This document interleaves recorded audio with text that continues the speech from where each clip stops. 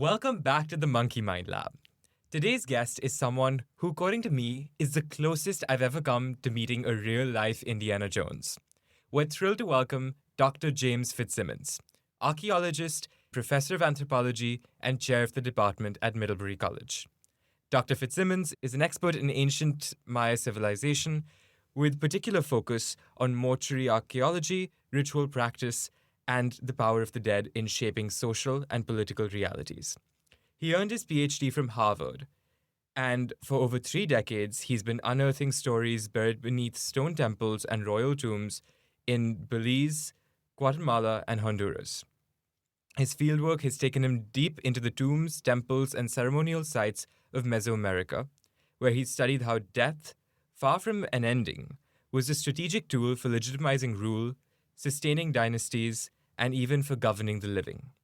He's the author of Death and the Classic Maya Kings and co-editor of Living with the Dead, Mortuary Ritual in Mesoamerica, both of which explore how ancestors not simply remembered, but actively consulted, venerated, and politically mobilized. His work challenges us to rethink the dead, not as passive memories, but as enduring actors in the living world. His upcoming book, Blood on the Wind, An Uncivil War in Classic Maya Lowlands, is set to be published later this year. Please welcome Dr. James Fitzsimmons. Thank you. I'm really happy to be here. So I guess we'll go to the questions and I guess just see where this takes us. Absolutely. We're going to let the monkey loose and see where it goes. Let it loose. All right. So I begin by asking all of my guests these 3 questions. What do you do? How do you get into it? And why do you do it? So what do I do? Well, I'm an archaeologist. As you said, I've been working in Mesoamerica for, almost 3 decades now, maybe more. And I suppose I'm a specialist in mortuary stuff as well as hieroglyphs. I'm a very X marks the spot archaeologist. Let's put it that way. I like sort of reading something in text and then seeing how that text plays out and then seeing how that plays out materially.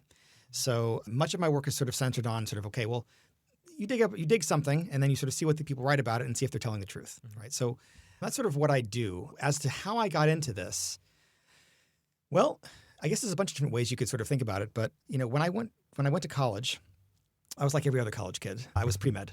Yeah. and as I know, being pre-med, I go to college and I take a class my first semester called Olmec and Maya Civilization, and I loved it. And I began thinking about sort of maybe doing anthropology in some way, shape, or form long term. But I thought to myself, okay, well, I need to be good at this. So I was dumb. I went through the catalog and I assumed that the highest number that you had for the class was the most difficult thing in the book. And so I looked through the book because in those days it was a book. The last thing in the book was spoken Nahuatl, which is an Aztec language. It wasn't offered that semester. I did wind up taking it eventually. So I went with the next one up, and that was Introduction to Maya Hieroglyphs. And I loved it. More importantly, I was good at it. I was actually somewhat good at it. Yeah. Fair enough. Yeah, I was somewhat good at it. And it sort of began a thing. I was one of those kids that would sort of go down into the basement of a building with a blackboard and sort of write on the board and practice my glyphs and try and decipher things. And it sort of began this love affair with hieroglyphs and archaeology that never really stopped. And so eventually sort of the pre-med stuff went away, but the glyphs didn't. And so that was sort of how I got into it. I'm trying to remember the third question. What was the third question? Why? There's a lot of reasons. Why do we get into things? Because we love them. That was probably the first reason, right? I think that being able to sort of uncover the past, figure out what happened, why it happened, how it happened, all that sort of stuff, especially for a society that is not really, the Maya are in the pop culture mind, but the people really aren't, certainly not the past people. And I think it's important to sort of bring that stuff to light. And so I sort of like to shed light on past events and things that people don't really know all that much about. That's beautiful. Okay, so I think it's time to delve into the big question for the day. Okay. Can the dead rule the living? Yes. When do they not rule the living is more the question. When do they not do this? So coming at this from a Maya perspective, sort of a classic Maya perspective, probably the first work that I did in the Maya area was on that stuff. It was on glyphs. I'd never even been to the Maya area when I started working on this stuff. And I started off sort of looking at anniversaries and things. I started finding patterns in the inscriptions that sort of linked people to birthdays and death anniversaries and all these sorts of things. And I noticed those patterns. And that's actually like, I published a paper. That's actually how I got into Harvard. It's how the whole thing happened, right? And in those days, you could get into Harvard without even doing field work. So I'd actually did that and deciphered it and then sort of, got in that way. But what I noticed was that there were all these different events that were surrounding death, sort of weird things. So not just like, oh, this person died, but like, oh, it's been 20 years and let's celebrate an anniversary of that death. It's been 30 years, 100 years, 200 years. And I started to think about sort of the dead kind of as an organizing principle for the Maya. And I never really stopped thinking of it that way. So I guess you could sort of approach this from a bunch of different perspectives. One way to sort of approach is that, when someone dies in the Maya area, say during the classic period, so from about 250 to about 850 or so, a common era, when someone dies, and if it's a ruler, their body is oftentimes put in a plaza or more often put into a building. And the Maya believed in partible souls, so souls that could actually splinter up into a bunch of different pieces, even multiple souls, multiple versions of souls. And so you would put a body into a building, and then it would ensoul the building on some level. And the building would become alive, and in some ways it would become a representative of the person. So, we're in Sunderland, right? Mm-hmm. So I want you to imagine if Sunderland, I don't know if it's a man or a woman, but if you imagine Sunderland was actually buried in Sunderland, like below Sunderland, like what that would be, right? And imagine the building Sunderland then becoming alive and people believing that building Sunderland was alive. And we're now doing a podcast like inside the body of Sunderland, right? And when you walk down the street, you see Sunderland. Not creepy at all. No, not creepy at all. Well, the thing is like, it kind of isn't. I mean, I don't know. I think it's sort of, you're sort of celebrating that person on some level, right? Mm-hmm. Right. I could go dark as well. Should I go dark? Or? Sure. All right. Well, these are all authoritarian rulers too. Mm-hmm. So they're embodiments of living authoritarians that are watching you when you walk past them. So there's that too. Big Brother's watching. Well, that's what every stela was. That's what every big monument was. It was sort of these things were all alive, and you'd have to walk past them every day. Crazily enough, actually, you'd have to kill them too. Sometimes you could kill them. So you'd perform rituals to actually kill a building. And you'd kill the building so that you can actually put another building on top of it. And maybe you'd reinstall it again. Maybe you wouldn't, but you could build these things. And it's the same thing with monuments. So monuments themselves get killed. If you look at a lot of Maya sculptures, the noses are knocked off. And that's not just because they wanted to deface the monuments, but because they wanted to actually kill the rulers that are there. Interesting. Yeah. We were having this discussion in my Maya class the other day about whether that's a good thing or not a good thing. So whether it's being done by people who like the rulers or people who don't like the rulers. Yeah. Because when the site gets abandoned, when these Maya sites get abandoned, and about 850 or so, things are mostly abandoned in the southern lowlands. Not all. Some survive, but many of them are gone. Many of these buildings and these stelae are killed. And is it because they hate the people, they hate the authoritarians because the political system has collapsed? Or is it some people who actually like them and they know they're never coming back? And so they don't want to leave them basically just in the jungle. Yeah. It always makes me sort of wonder when you go to a museum and you see a Maya stela, for example, with its nose on. Like, is it alive? Is it alive? Yeah. What's like it's hanging out behind glass or something like that. It's sort of a rather creepy concept. Yeah. Yeah. Like a zoo of sorts. A little bit, yeah. It's a little bit. And it sort of raises all kinds of ethical questions. Yeah. It raises just really gets us into some really strange territory. So I think, for the Maya, the dead sort of ruling the living and organizing the living, I think there's certainly an organizing principle. In terms of ruling, they're ancestors, right? And these are royal ancestors. And not to be dark again, but I'll go there anyway. One of the sort of fundamental rules about ancestor veneration in the Maya area is that not everybody gets to be an ancestor. Okay. It's just the important folks that get to be ancestors. It's what we call social memory. So you're sort of you mobilize memories, and you try to ensure that individual is remembered and sort of part of the national consciousness or the local consciousness and such. And so some people get to be ancestors, and some people don't get to be ancestors, right? And what you might conceive of in the classic Maya era anyway is people trying to sort of promote certain ancestors and keep their memories alive, and drawing upon those ancestors for inspiration, drawing upon them for advice, praying to them and such, but on some level also competing with them. Because if you're a ruler and you have a really famous dad or grandfather, and you keep promoting them, you're always going to be in their shadow. Yeah. There's no way out. And so there's this sort of uncomfortable territory that you get into, that you see in the Maya area, where people are honoring their ancestors and also trying to like downplay them a little bit so that they can actually have their moment in the sun. And sometimes they're successful and sometimes they're really not successful at all. Interesting. So if there was a king who was going to try and take over a piece of land, would he have to kill the building in which the previous ruler was to be able to take it over? And it's kind of like a Horcrux then. Yeah. So you want to? Okay. So we're gonna go Horcrux. Yeah. I mean, I think, how would this work? So when you see sort of conquest and on a major level, not just sort of a raid or a burning of a temple of some sort, but actual conquest, one of the possible actions there is to destroy the history of the site and rewrite it for yourself. That's a fairly common trope, not just Maya, it's lots of places. But another trope would be to take over that place. Maybe you do end up killing the building where the ancestor is, right? But there are cases where invading rulers will makeup's not the right word.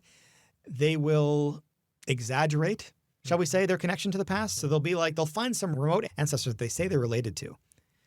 And then perform an ancestral ritual with that individual and being like, oh yes, this is what our connection to the site is. And, we were actually always here. Yeah. And, that's why so you get that kind of political sort of like, chicanery there. And that does happen. That happens, I believe it's Sebal.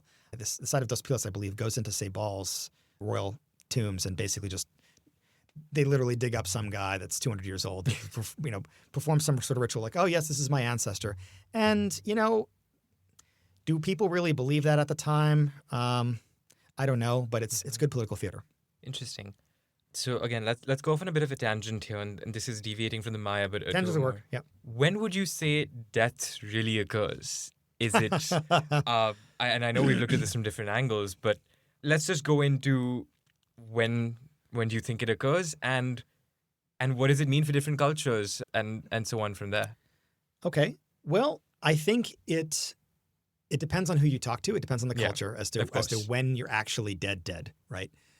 If you're going to go with a biological definition, for a while there's been this, if you're looking like sort of Western scientific community, this use of sort of whole brain death where like there's no brain activity measured and such at all, right? But if you ask people in a class when people die, you get lots of different responses. I remember one of the first responses we got was, oh, your heart stops.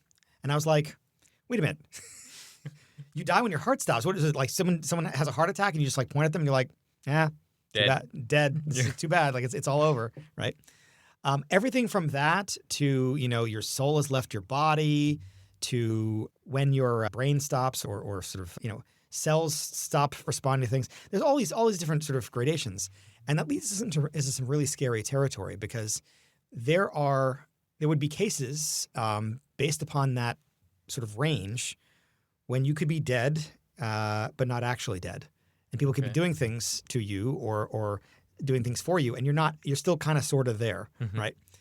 So it raises some sort of interesting issues. I think one way to conceive of death is from a sort of, biological point of view, so biological death. And another way to conceive of death is sort of from a social death point of view. So when are you biologically dead versus when you're socially dead? And socially dead, there's a range for that as well. Everything ranging from no one remembers you, there's no interactions, you have no agency, there's nothing, to just a slight loss of agency, a slight loss in your ability to actually sort of affect the world around you. Yeah. And so you have this huge gamut. And like actual death, it's gradual, right? And it's sometimes, social death can take place over, really a long period of time. So I think those are two ways to conceive of it. Another way to sort of conceive of it is in terms of whether you're dealing with sort of socially alive but biologically dead, or biologically alive and socially dead. And these are categories that we don't like, that make us uncomfortable, I think. These categories of these in-between categories. And there's lots of different ways one can sort of explore those issues. But social death, someone who's socially dead and but biologically alive, might be someone who's been ostracized from the community, Mm-hmm. or someone who is experiencing some form of imprisonment or marginalization in some way. You could sort of put that on the spectrum Yeah. of social death, right? Whereas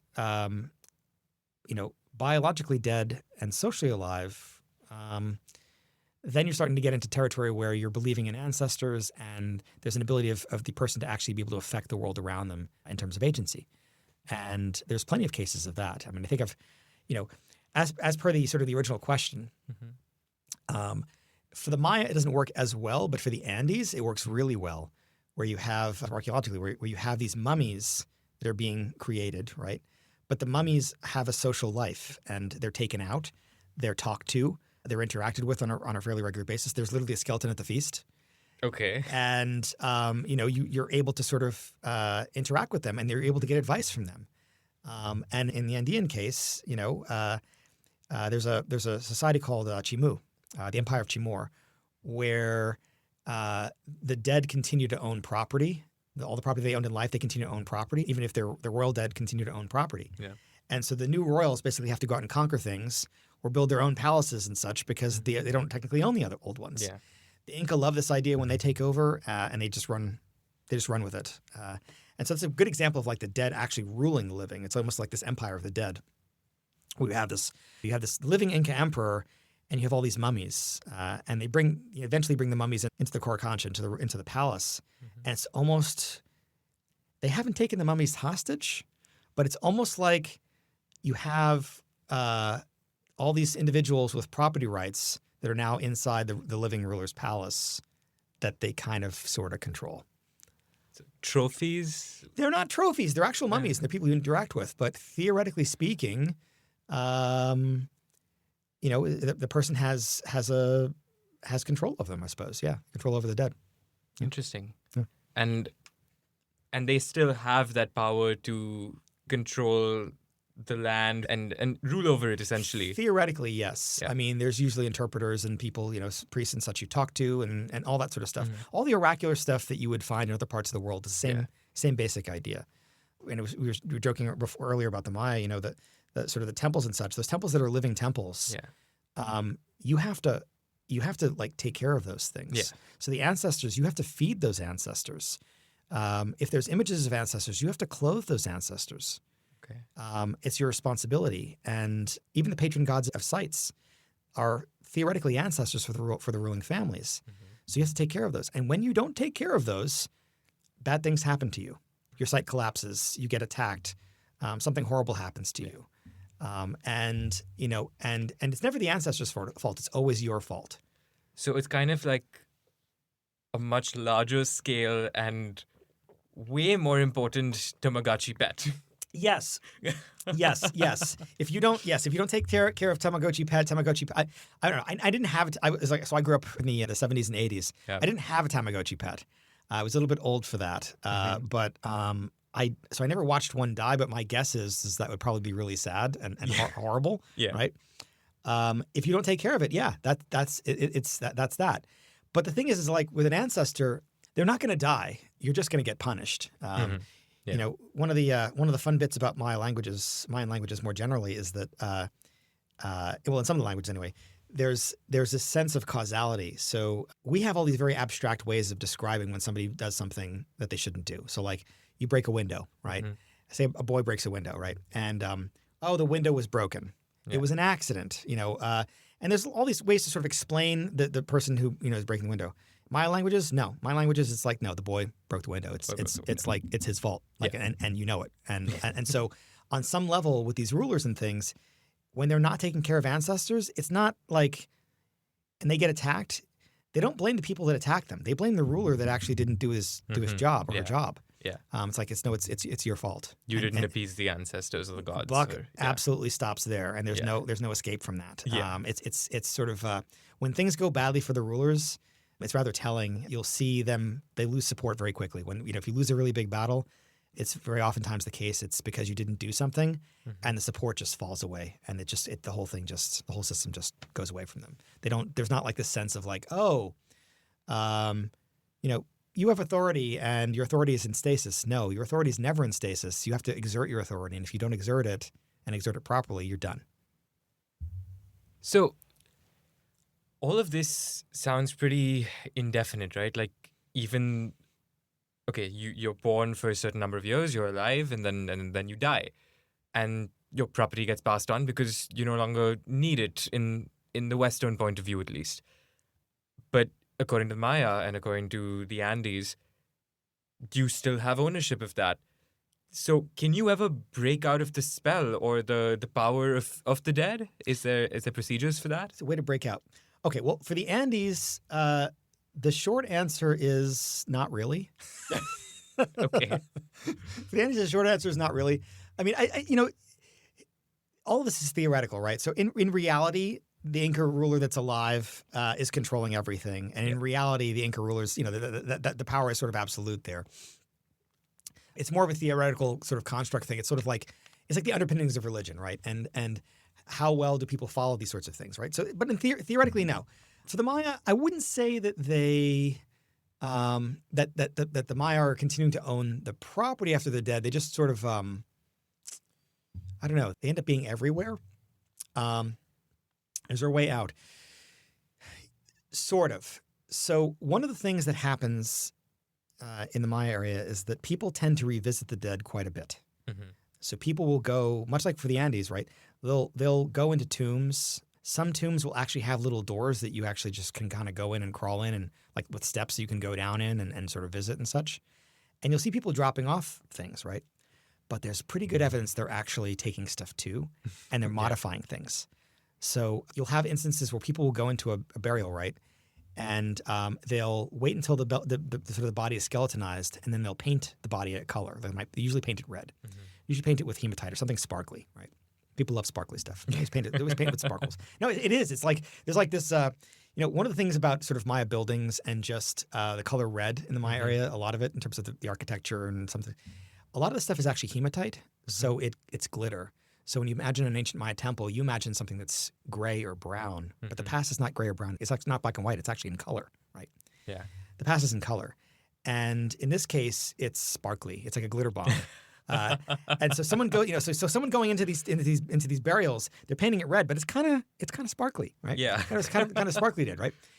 And they love shiny things. It's never not been true. It's like it's just everywhere you go. It's like people love shiny things. So yeah, people go into these temples and they sort of go into the tombs and things, and they'll paint the body, they'll take stuff out and such. How do we know they're going in? One, because some of these things have just purpose-built entrances, but two, when they move the body, let's just say that sometimes the putting the body back together as it was after you've disassembled it, the folks who are doing this don't necessarily have. They're putting some of the pieces back wrong. So the pieces will be moved. There'll be things that are kind of like, oh, this is kind of out of order. There'll be things that are missing, like little phalanges of hands and feet might be missing. Things end up going missing. On top of all that, there'll be things that people will take out of the tombs and then put in their own burials. Oh. So there'll be bones of other people that are in the burials with them, right? Okay. Some of them will be. Some of this is hostile. Some of this will be like war captives, where they'll there's like a spite thing where there's like you'll take a war captive's bone and you'll carve the name of the war captive on it and you'll keep it. And it's yours forever. It's like it's mine, right? But sometimes it might actually be reverential, and you're taking these things and they're your ancestors, and you're being buried with more of your ancestors, right? So going into these tombs, it on some level it sort of revisits death, but it revisits death from a rather safe space. Mm-hmm.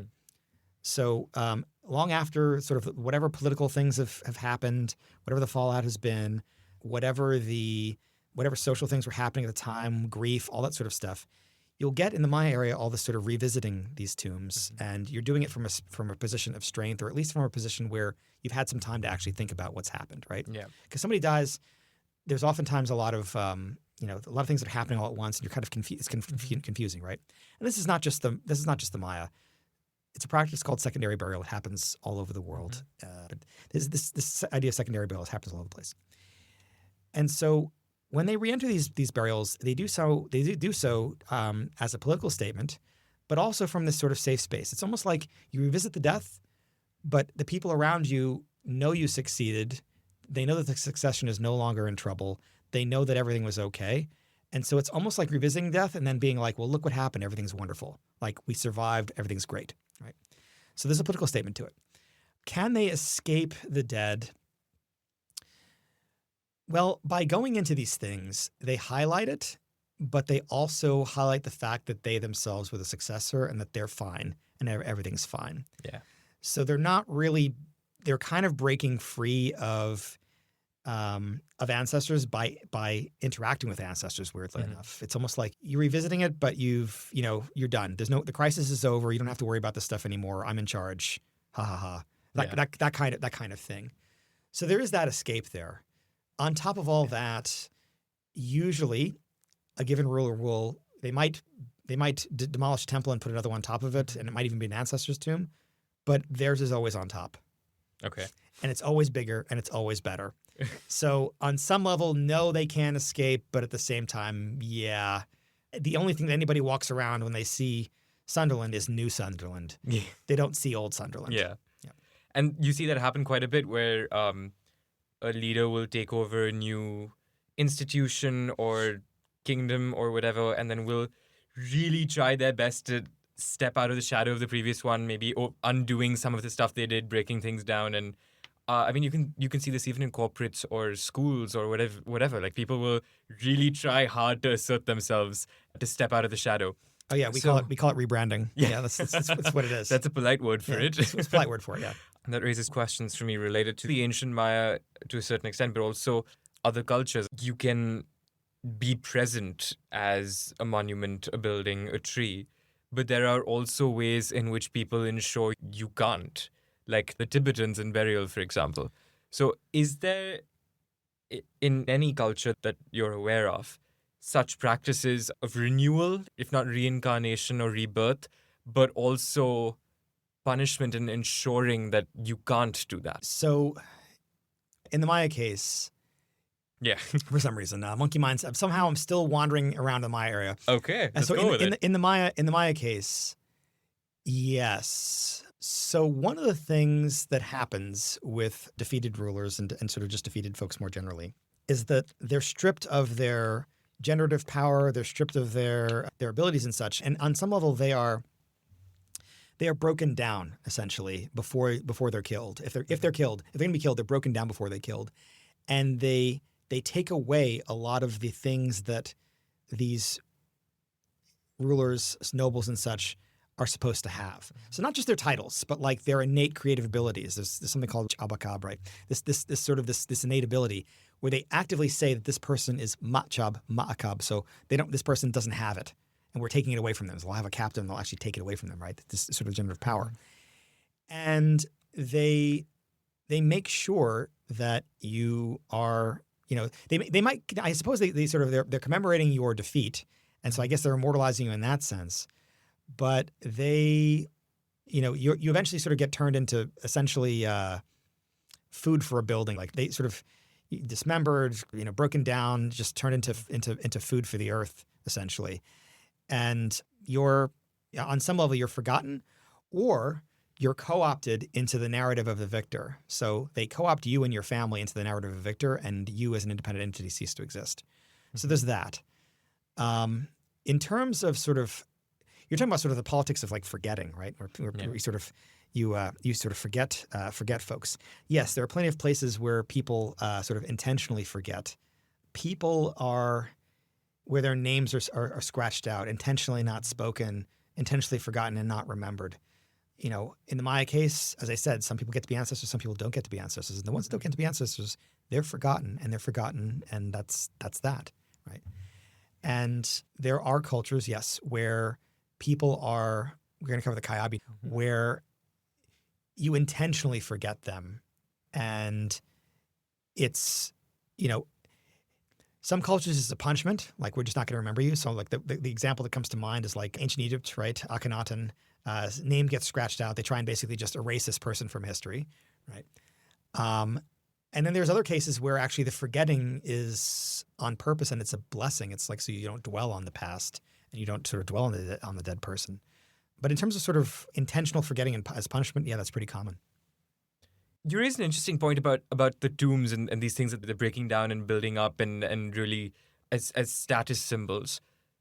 But if we go down into the politics of it, would you say that legacy is a form of government?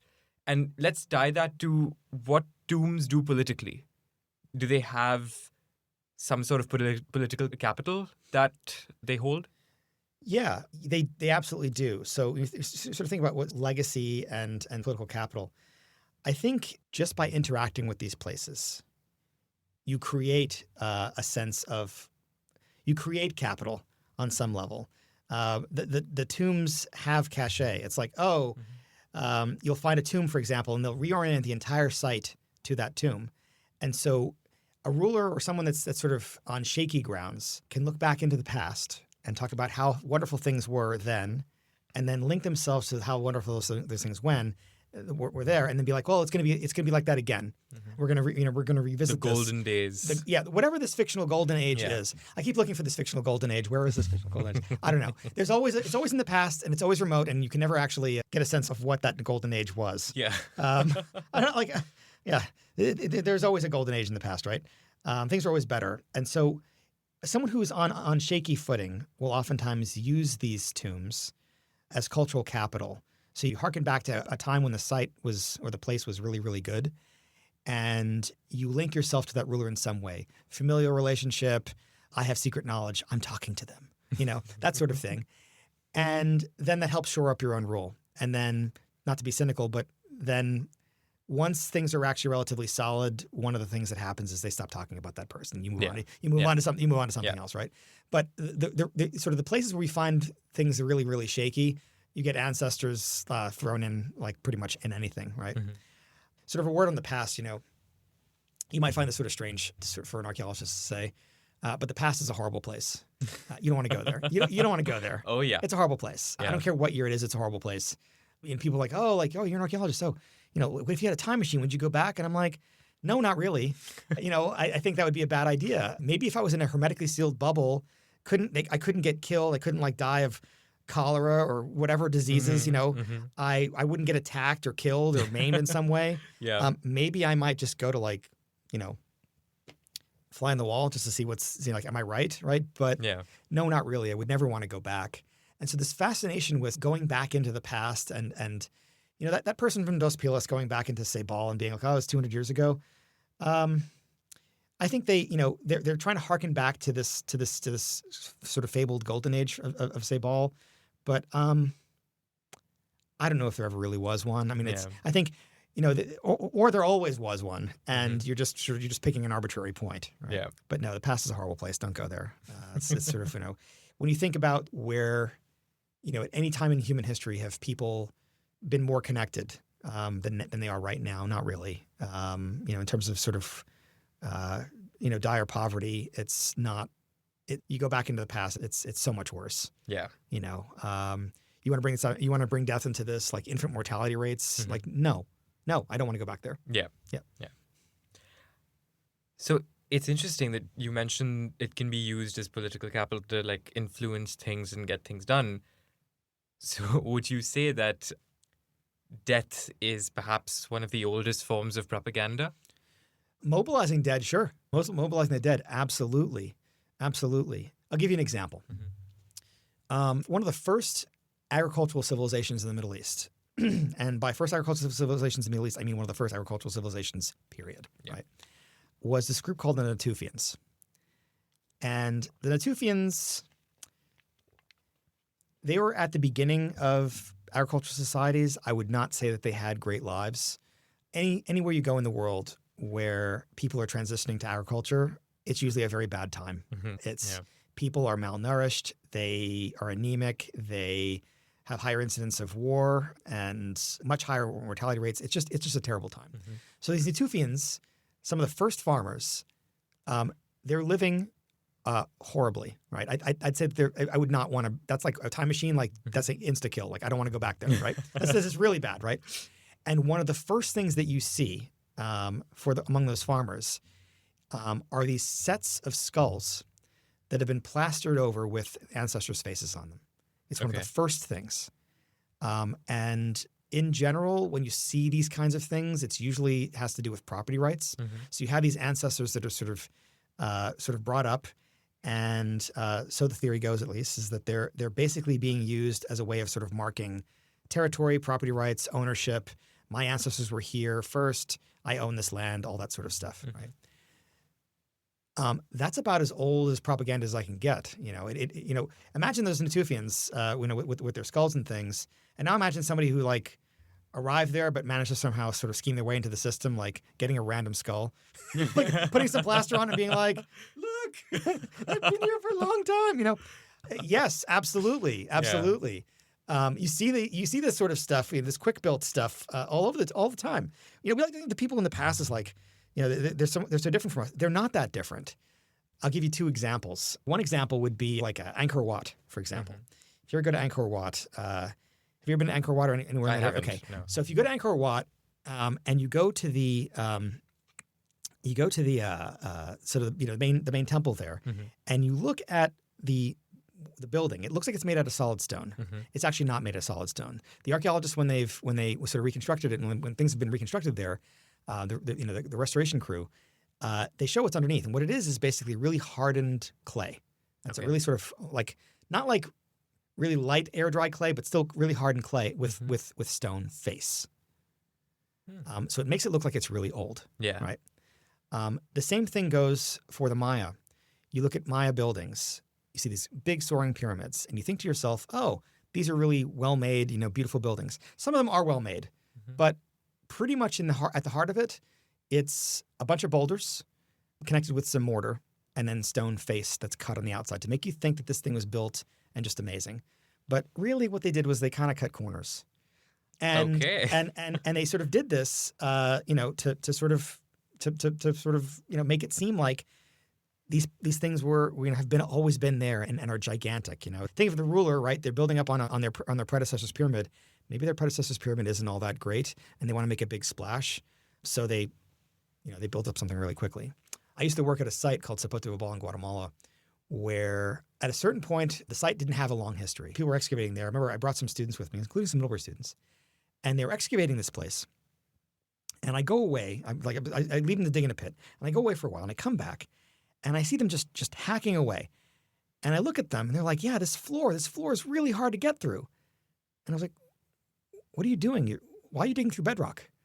And I guess they just didn't expect it. It turned out the bedrock was maybe 50 centimeters from the surface. Wow. Someone had gone to that site and gotten there, and it's almost like somebody was like, "Build me this ancient site." Mm-hmm. And so they went there and they put up all these monuments and all these buildings and such, but they were like one construction phase, two construction phases tops. Refurbished maybe once in their lifetimes. So really, really shallow time depth. It's like one of those, like, you ever watch like an old West movie, like one of those really old spaghetti westerns where you see those like old West towns and the set of it is just a flat building with some props in the back. That's what Zapote Ball was. It was just built up like, we're gonna build it up like this, and it's gonna be great, guys. Don't worry. Like everyone's gonna believe this is really old, right? No one's gonna know. No one's gonna know. No one's gonna know. Like I used to come back from the site every day, and I come back and like, oh, I discovered three stela today, and or 4 sculptures today. And people in camp, after the first couple of days, we got really bored. They're like, oh, whatever. But I was excited. And we figured out that it was actually that shallow time depth. I was like, oh, that's what's going on. It's just like something. Yeah. And you look at the ceiling and you're like, oh, okay, well, actually, a lot of them are not carved. And they're just kind of like stones that were put up, right? So it's the same with, these Natufians, where you can imagine some of the stuff being faithfully put up and being used, and people are sort of using their ancestors, and there's a faith component to this. I don't want to make light of this. People believe in this stuff, right? So there's a faith component to this. It's a religious thing, right? But you could also imagine that one scheming guy, Natufian, is like, oh, I got here a little late. Look, ancestor. Look what I got. Ancestor property rights. Yeah. So I imagine that, you go to any society, any archaeological culture, you're going to find those kinds of individuals. So, yeah. And even if you look at funerals, many of the Maya royal burials were quite literally choreographed, and some of the stuff we've spoken about it, even the bloodletting and drawing the rope through the tongue might have actually been just making a hole with an obsidian dagger and something else rather than the full thing. Right? Yeah, I might get in trouble for this, but yes, it's almost certainly not real. It's almost certainly like they might be doing something that's bloody, but it kind of sort of looks like some of the stuff is just for show and being done, but maybe being done in a more sanitary way than the actual objects suggest. So then, how does one separate authentic belief from the political theater of funerals and rituals and death? That's very hard to do. I think I tend to view these things in a sort of a multifaceted way. So, do I believe that people grieve their dead? Say even the rulers. Right? Do I believe that the ruling family, were grieving their dead? Yeah, I do. Do I believe that there were enterprising people who would use this material to sort of advance their political careers? Yes, I do. And I think that teasing those things out is difficult, if not impossible. I think there are certain places, Piedras Negras among them, actually. I used to work on the border of Guatemala and Mexico, a place called Piedras Negras. Piedras Negras and some other places in the Maya area, there's a personal quality to their inscriptions where they like to talk about really personal events. It was kind of how I found the anniversary stuff from the beginning. Really specific things, death anniversaries, and birthdays. Birthdays was strange. I didn't know there were birthdays existed before that. Right? They actually celebrated birthdays. But really, they didn't name their kids. Doesn't look like they named their kids, or if they did, well, they named them, but not with their formal names. Probably not. No, not until the age of 5 or 6 or something. Yeah, 5 or 6 or something. You might get more of a name. Yeah, but I would say so Piedras Negras really, there's a lot of really personal information, and at some places they don't have the personal information at all. Mm-hmm. It seems like it's almost an idiosyncratic thing. There's an archaeologist named Stephen House who sort of talked about this. I think some of this stuff is idiosyncratic, and maybe in the places where we find that really personal information, I think I could maybe believe that it's sincere. I mean, you're directing people to really put together really specific stuff about your life. Because keep in mind, all of these things are big, they're massive sculptures. They're all political. They're all going to be political propaganda. But really weird personal information in a propaganda monument seems, maybe I'm wrong. It just feels more true. It feels like, oh, this is really strange for an authoritarian leader to be talking about their birth, not their birthday, but like the 4th anniversary of their death, their dad's death day. It seems like, okay, maybe that's probably right. Yeah. So maybe I'm naive, but it sort of seems like that. So maybe you would look for places where you have those kinds of personal information and try and tease that apart. But I think that'd be very, very difficult to do. So maybe the lesson in all of this is not to sort of think of these as separate things, but to think of them as all things that are from the same individual.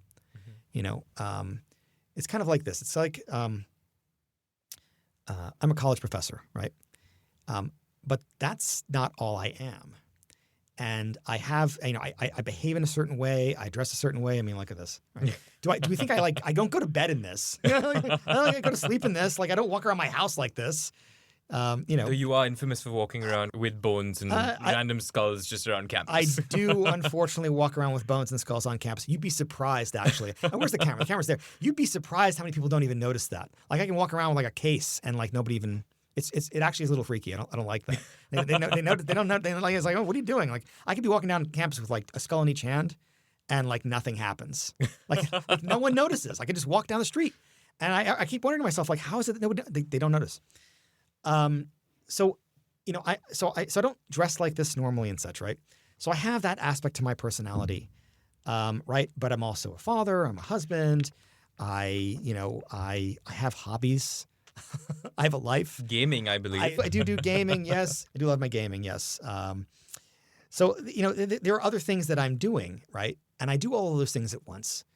And so if we think about sort of, an individual in the past, we have to think of those individuals in the past as multifaceted too. Mm-hmm. We have to think of them as all having different motivations and ideas. So maybe that scheming person with the skull is also still grieving. Yeah. And they can both be the same individual, and it's not a contradiction. The sort of a person is not just one thing. There are a bunch of things.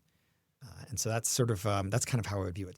Teasing it apart, I think, is very, very difficult. So I just sort of embrace the multifaceted aspect of folks when I do this sort of research. We were talking about monuments and everything. Yeah. Would you say national monuments, funerals, obituaries are versions of the same old thing with a new spin to it? They absolutely are. They absolutely are. The Tomb of the Unknown Soldier is a cenotaph. Yeah. That's what it is. And it's a spot for reflection and remembrance, right? And it's something that actually has power and has the ability to actually really sort of not just evoke emotion, but also sort of respect.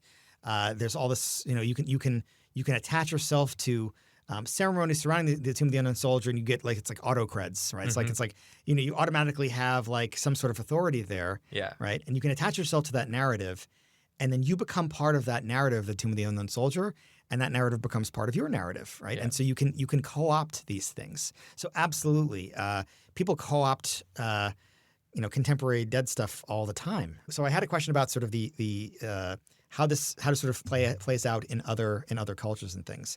And one of the things you sort of brought up was sort of Tibetan, sort of the Tibetan readings that we did a while back. And one of the sort of interesting things about sort of Tibetan funerals and such is that we think of sky burial, right? But there are other forms of interacting with the dead and sort of taking care of the dead in Tibetan culture, right?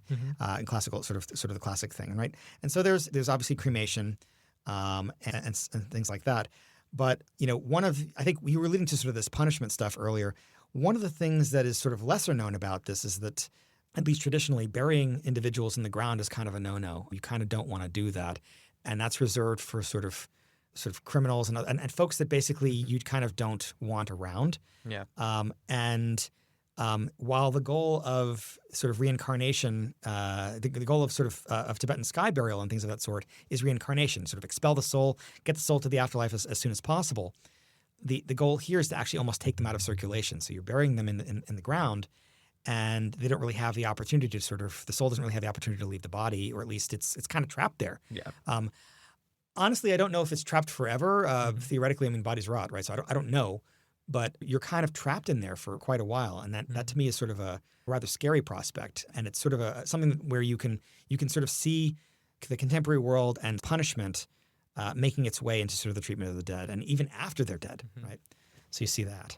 And just for our viewers who don't know what sky burials are, it's actually very similar to practice in India, practiced by the Parsi community, Zoroastrianism, where they will essentially leave your body to be consumed by birds and vultures. In Tibetan culture, it's in the mountains, and they dice the body up. Yeah. But with the Parsi community, it's more the Tower of Silence, and I don't think they dissect you up there. But it's also being weaned off now, I believe.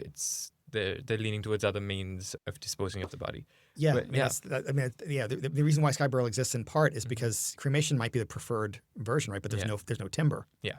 There's no wood, and so it sort of you go towards the sky burial so that you can actually let go of that body as quickly as possible, but you don't have the wood to sort of to practice cremation. Yeah. And the entire thing of being rushed about it is that state of limbo in between when you're dead, but you're not fully accepted by the ancestors yet. Yep. And how when the closer you are, the more you kind of take on, and the faster you want to get rid of it, because that means they haven't moved on yet. And it's fascinating to look at the different perceptions of how death is good in some ways, is the next step, but also in some aspects it's a burden.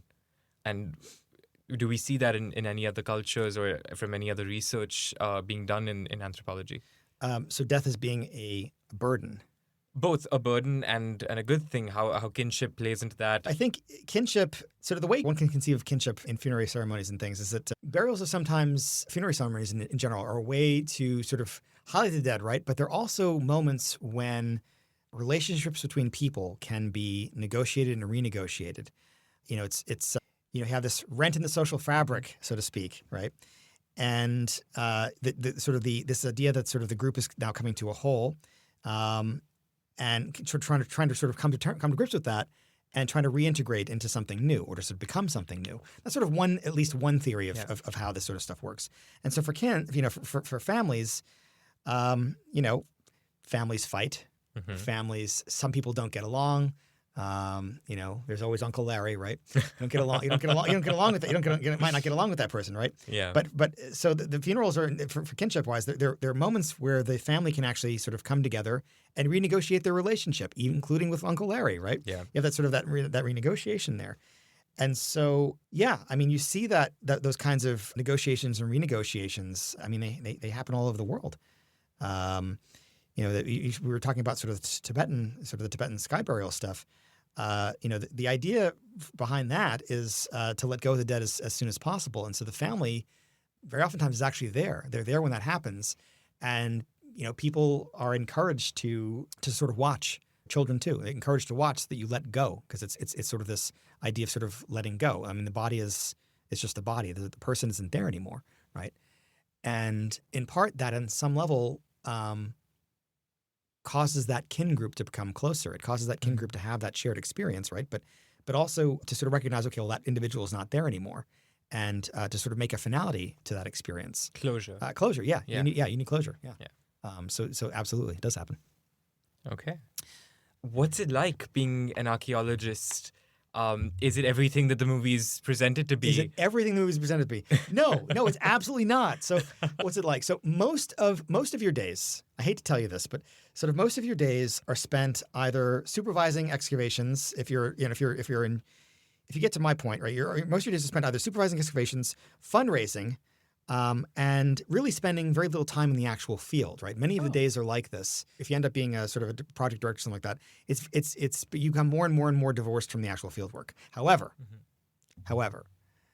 if you're not in that position, or if you're working in a smaller group, or it's a smaller project or something of that sort, you do have more, better interactions. I would say that even on your best on your best project, right, for that sort of thing, you might have a day like that. You might have a day where there's a little bit more adventure or things of that sort. And honestly, I live for those days. I absolutely live for those days. I live for the stories. It's not as glamorous as you'd think. You're sitting there with a pen and your paper, and you've got your toothbrush or your brush or something. You're brushing things off, but it's not every day like that. Yeah. What I would say is that you do have days like that, and those days can range from, brushing off something and being the first person to read it in 2,000 years. I've had that experience. It's a wonderful experience, just being the first person, right? You find a flute in the ground, right? What do you think you do? Well, play it. You play it. You absolutely play it. You absolutely play it. You absolutely play it. Or at least, I don't know. Maybe you shouldn't, but you absolutely do. Like there's this urge, right, to like, what would happen if I play it? Unfortunately, I'm a big sucker for like, what would happen if scenarios. What happened if I did this scenarios? And so yes, so you live for those kinds of days, right? And so you want to hear some crazy stories. I'll give you a couple crazy stories. I'll give you one related to a near-death experience, since we're talking about death. And I'll give you one related to a dead experience. Not me, but to give you some sort of sort of a tomb, right? All right, you want near-death experiences? And I gave them a whole bunch of them, and they chose one where I almost got killed by bees. I'm not going to tell that story here today. But another one, sort of a shorter one, was one involving a truck. So you're talking about sort of the truck stuff, right? So it's sort of being thrown by, I think I alluded to it in the cocoon story, but it's basically about being thrown from a moving car, and it was actually a truck. So what happened? So I'm on my way to work one day, and the day before I went on this work, and this is a long time ago. No matter when it is, it's before I worked at Middlebury. I'm just saying. Okay. And this one actually, I think so. So the day before, I was in this truck, and I had learned this practice from an archaeologist named Carl Tauber, I used to work with at Copan. He was my old housemate, wonderful guy. And he, in Copan, and then from then onwards that we would do this, you'd get in a truck. We used to call it truck surfing. Okay. Don't ever try this at home, folks. I don't know, whoever's listening to this, do not do this, right? You do stupid things when you're in your 20s and early 30s, and this is one of them. So, like you're in a pickup truck, and you, in Central America at least, there's a bar on the back of the cab that kind of extends from the back of the cab up from the one side across the back of the cabin and then bottom, such that if you're standing in the back of the truck, you could actually hold on to it, right? And some trucks will actually have bars all the way around for everybody to hold on because you pile into the trucks, right? But this one just had one of these, right? And this particular truck, I jumped in the truck one day, the day before all this sort of happens, and I get in the back, I stand up, and I say, "Surf's up," and we hit the top of the truck, like bang, bang, bang, hit the top of the truck, and that's the signal for the driver to basically gun it and drive as fast as they can. Now these are on dirt roads, and if you've ever driven on a dirt road at high speed, you know that you have a tendency to slide around someplace. So you're kind of hoping for potholes, and luckily for us, there's lots of potholes. And the potholes kind of slow the thing down, but they also make it a lot more fun because you're like flying all over the place. So you're hanging on for dear life, and this person's driving, right? And so you're just hitting these potholes, like bang, bang, bang, just bang through these potholes. And we go on for quite a while, and everything's fine. It's no accident, no problems, no nothing, right? So the next day, I'm in the truck, and I'm sitting in the back of the truck on the back corner of where the bed is. So sitting on the left back corner, right, of the bed, but on top of the actual like sides of the truck. Yeah. Right? And these trucks, oftentimes, when you're going to work anywhere in rural, say in this case, this is rural Guatemala, you go to work on these days, and these trucks tend to be almost like buses. They'll just pick up anybody on the side of the road and help transport them further along because there aren't any buses. Yeah. The town that I was working in was very, very sort of economically, it was really, really, really rough. People had work maybe 6 months out of the year or something like that. It was rough. And so you'd pick people up and take them because that's the only transportation they had. It's like no cars. And so we'd pick up school kids. You pick up, I don't know, you pick up all kinds of people inside the road. So we pick up some school kids. We pick up, We pick up some guys on their way to work with machetes. They have all these machetes in there. Okay. It's a ton of machetes, a ton of machetes. You pick up this one guy who has like a bunch of firewood, just a ton of firewood, and a big chainsaw, a big gigantic chainsaw that he has with him. And he gets in the truck, and you just keep piling more and more and more people into this. So we're driving along on this dirt road, and we're sort of going along, and we're probably going maybe 25, 30 miles an hour, something like that. And, the truck serving from the previous day, and this was a fairly common occurrence. People would do this. People, unfortunately, with or without someone driving in the back of the truck, people usually drive way too fast on these dirt roads, and they hit those potholes. And the potholes, it's not like there's like the mother of all potholes. It's like the mother, and like the mother's had babies, and then there's like the mother has there's like sisters, and like there's like there's like the potholes everywhere. Yeah. So in any event, there's a lot of wear and tear on these trucks. So we're driving along about 25, 30 miles an hour with all these folks in the back. And suddenly the truck just goes whomp. Like it just goes off to the side, like whomp, right? And what had happened was not one, but two wheels of the truck had come off. And so the truck just goes, basically on its side. And we go flying out of the truck. I go flying out of the truck. The kids go flying out of the truck. The guy with the chainsaw is flying through the air. His chainsaw is flying through the air. And it's kind of doing one of these like wheel things past me. And if you ever watch like a Deadpool movie or something, like you know what I'm talking about, it's like you have this moment where like things just kind of stopped, and you have time to think to yourself like, oh God, this is gonna be really bad. Yeah. Like really bad. And I'm watching this, and I see this spinning chainsaw, and it goes past my head, and we all go flying into a ditch. So your parents are like, oh, you could be dead in a ditch somewhere. So I'm actually in a ditch, right? Been alive so far. Miraculously, no one is hurt. No one. Everyone just flies out and they fly out, and they act like it's normal. Like everybody acts like it's just like everyone's acting like it's normal. Okay. And I'm kind of like I'm on the ground. I'm in the ditch, and I remember seeing there was a barbed wire fence on the other side of the ditch, and there were a couple of cows. And in Guatemala, they use there's sort of the Bos Indicus, the cows like that you find in India, the ones with the humps on them, Yeah. And they're looking at me, and I'm looking at them, and they moo, and I just kind of go like, moo, And they're looking at me, and I'm like confused. I get up, I'm like, what just happened?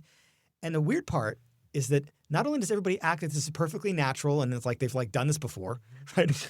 And they had done this before. Okay. But everybody just gets up. We find the two wheels down the side of the road, and we put the wheels back in the truck, and we just keep going. We just like go back to work. And so we drive off to the site. And this is the site of Zapote Ball, right? Where I was working at the time in Guatemala. And, you know, I live for those days. I live for that stuff, you know. And, you know, as I said, each one of these experiences that I have, they've made me a bit more cautious. You know, it's kind of like when you're in your 20s, you think you're invincible, right? And when you're in your 30s, you hope you're invincible. When you're 40s, you know you're not invincible. And I'm like 50. I'm 51 now. I think I don't know what the 50s are like. My sense is that you hope it's like your 40s, but I'm not sure. Okay. I imagine the 60s is you know you're not. It's not, you know it's not your 40s. I don't know. We'll see. Right. So you get into these situations. So I live for these days. And so we get to Zapote Ball. Now this is related to the second story. The second story is really short. But it's sort of an interesting one. It has more to do with death than the other one. This one was sort of like I don't know if I almost died because like nobody got hurt, but just when I think about it, I'm like, oh my God, like what was I doing? You know? There was turned over trucks and slow motion chainsaws and stuff like that. Yeah. Yeah. Well, that was the funny part. I think I told you the other day, like that wasn't actually even the first time that a truck had wheels had fallen off of a car. I was there. So we go to Zapote Ball, and this is the same season, but it's I don't think it's the same day, but it's the same season. And Zapote Ball, you know, one of the things about sort of studying burials and tombs and things is that, and this is more on a more somber note, there's a lot of looting. You know, most sites have been looted pretty badly. It looks like bombs have gone off, and there's like holes in everything. Wherever you go, there's holes everywhere. And so we were in this. We were at the site, and we found a looter's tunnel going into this pyramid. And we get into this pyramid, and we crawl through the looter's tunnel and crawl through the hole into the pyramid. And myself and my co-director at the time, a woman named Laura Gomez, great archaeologist, we go in there, and we see this tomb, and it's very sad because the tomb itself has been looted. Everything's been taken out. You know, we later found the bones were all gone.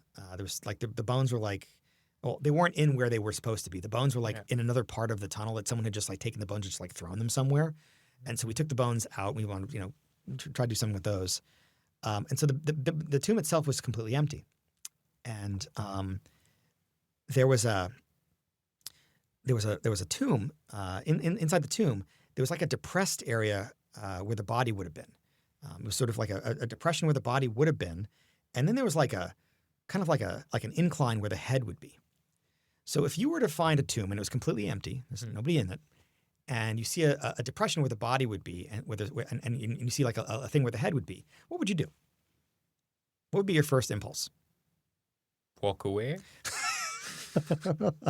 I wouldn't want to be in the tomb. Okay, all right, fine. But like, if you were actually working in a tomb and trying to figure out what was going on, what would you do? Dig. Oh, you would dig. Oh no, I didn't dig because it was already looted, right? Yeah. No, my instinct was to actually lay down. So I laid down in the hole. Now, why? Just like pretend you're dead. No. I laid down in the hole because I saw that there was a lift for where the head would be, and I was like, I don't know what's going on with that. Like, that's not normal. Right? Yeah. And so I lie down in there, and I have my head kind of propped up, and then I realized that when I'm in there and I'm lying down with my head propped up, I'm looking at a wall, a specific point on the wall. Yeah. There was a plaster mask on that wall. It was a mostly decayed plaster mask, but there was a plaster mask on the wall. So the person, when they were buried, was buried so that they would always be looking at this plaster mask. I thought that was really cool. Yeah. You know, this idea of sort of like, you know, this like, when you die, what is the thing that you want to be like? You know, this person was seeing like in death forever and ever, right? This person, and it was really sad. Like the person, you know, obviously the person was the tomb was destroyed. We went in there and like looks like somebody like just destroyed the whole thing, right? But it was sort of a really sort of amazing kind of moment, and what was strange about that moment was that there was a burial that was excavated at Piedras Negras about a year before I started working on site. I was working in the lab at the time, but actually on site. There's a burial that was excavated the year before, and there was this mirror that was buried with this individual. And the mirror had an inscription on it, which was it was a severed head on the mirror that was actually like carved into the mirror. Okay. It was a severed head carved in the mirror, and it actually had the name of the person whose severed head it was supposed to be on the mirror. And the name of the person and the place where they were actually from was actually Sepodubal. So it's many years later, I sort of thought about this. I'm like, oh.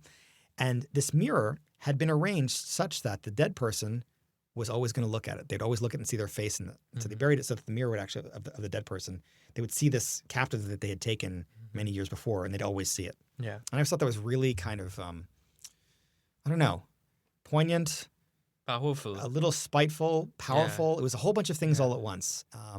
And I didn't, at the time when I looked at it, I wasn't really affected by it. But when I was in that tomb at Sepodubal, I sort of realized, oh, this is what they wanted them to experience. Yeah. And it was sort of it was a powerful moment. So even a cenotaph, and it wasn't a cenotaph, but it was an empty tomb. Yeah. Even something with empty can actually tell you something. Wow. Yeah.